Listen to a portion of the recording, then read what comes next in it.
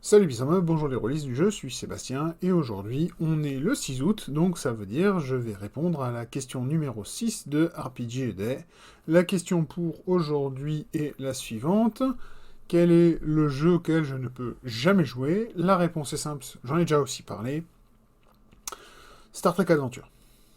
Pourquoi Star Trek Adventure j'ai jamais pu y jouer? Eh bien c'est simple, parce que c'est un jeu qui est très difficile pour moi de trouver des joueurs. Star Trek Adventure, c'est un jeu où il faut des joueurs qui rentrent vraiment dans le délire, entre guillemets, et qui sont prêts à jouer des humains tels qu'ils sont dans la série originale, dans la série originale, dans New Generation, enfin Next Generation, excusez-moi, Deep Space Nine et même Voyager, et même je suis prêt à aller jusqu'à les humains version les 3 premières saisons de Enterprise, la série Scott Bakula. C'est-à-dire des humains qui ont réussi, qui en fait, la race humaine est devenue une race éclairée, on va dire. Elle a réussi à dépasser tous ses besoins matériels. Elle a réussi à régler la grande majorité de ses préjudices. Et même si elle n'est pas parfaite, elle est vraiment mieux qu'elle est actuellement. Et les humains, et surtout en plus les humains qui composent Starfleet, qui sont censés être l'élite de l'élite, sont représentés le meilleur que l'humanité a à offrir.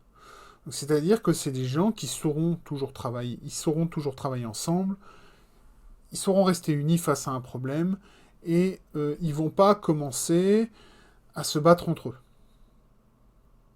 Et généralement en plus, alors c'était aussi un peu dû à l'époque où ils enregistraient, mais par exemple ils n'utilisaient pas de gros mots, ils parlaient de manière claire, précise, en utilisant les bons termes.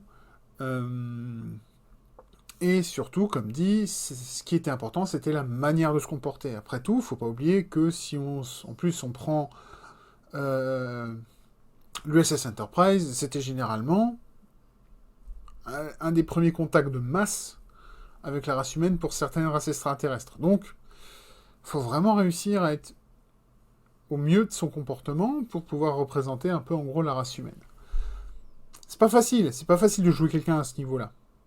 C'est pas facile du tout. Surtout, en plus, si vous avez en face des joueurs qui connaissent Star Trek uniquement par le Mirrorverse, donc c'est tout ce qui a été fait par J.J. Abrams et après, tout ce que vous voyez actuellement sur Paramount+, Picard, Lower Decks, qu'est-ce qu'il y a d'autre?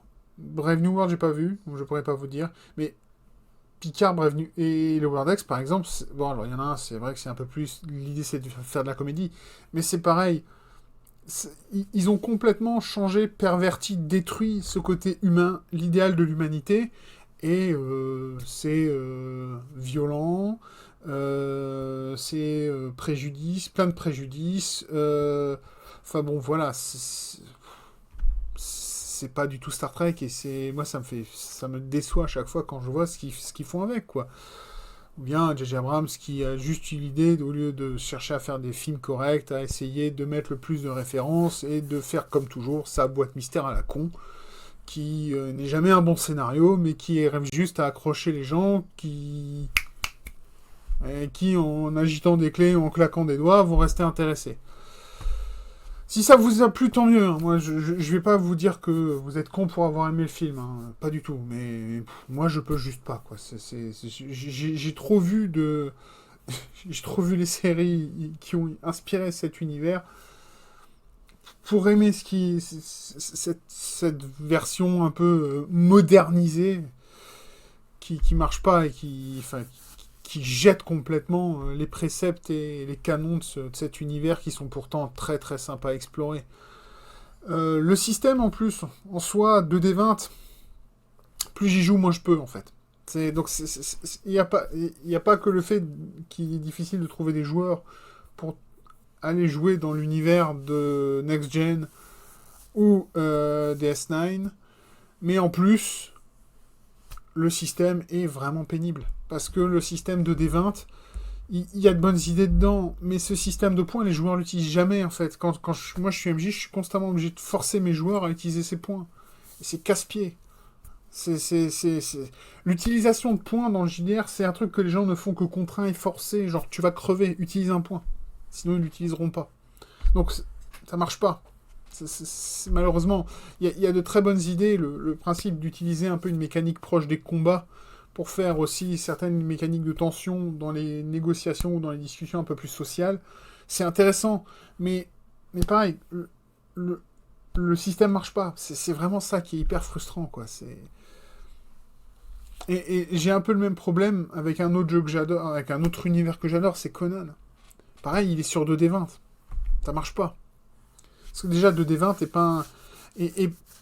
Et un système qui pourrait marcher avec l'univers de 2D20 dans le sens où on va avoir des grosses actions épiques où les joueurs dépensent des points, puis après ils vont avoir des moments très difficiles où c'est le MJ qui va dépenser des points et qui va empiler les tuiles sur les joueurs.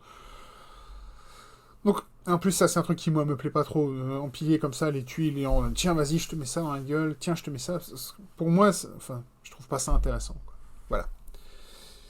Enfin bon, je crois que j'ai fait le tour, je crois que j'ai assez ventilé ma frustration pour ces deux jeux, surtout Star Trek Adventure.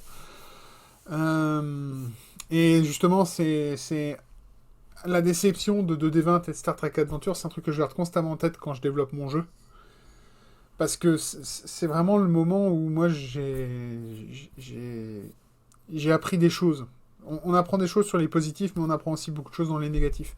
Et pourquoi ce jeu a pas marché pour moi, même si j'ai pas encore forcément tout compris, est vraiment important et ça m'a vraiment permis d'apprendre des choses. Donc voilà. En tout cas, merci pour votre attention. Comme à chaque fois, à la fin d'une vidéo pour RPG A Day, je peux que vous inviter à démarrer à répondre à ces questions, que ce soit en vidéo, que ce soit en audio, que ce soit à l'écrit. C'est vraiment pas compliqué. Vous pouvez vous donner autant de mal que vous avez envie de vous donner du mal. Et n'hésitez pas à à partager vos opinions. Partagez-la dans les commentaires si vous avez envie. Partagez dans vos communautés si vous avez envie, que ce soit dans les réseaux sociaux, sur un forum, Discord ou Guilded ou je ne sais quoi. Allez-y, partagez. Envoyez vos réponses aux gens avec qui vous jouez au jeu de rôle de manière habituelle. Ça pourra peut-être aussi leur donner des idées et leur donner envie d'explorer des choses. Enfin, c'est vraiment ça le but. Le but, c'est de vouloir explorer, c'est de vouloir découvrir, c'est de vouloir partager. Donc voilà, partageons. Je vous dis à tous, merci une fois de plus pour votre attention. Merci une fois de plus pour ces 1 an et 1 jour de ma chaîne.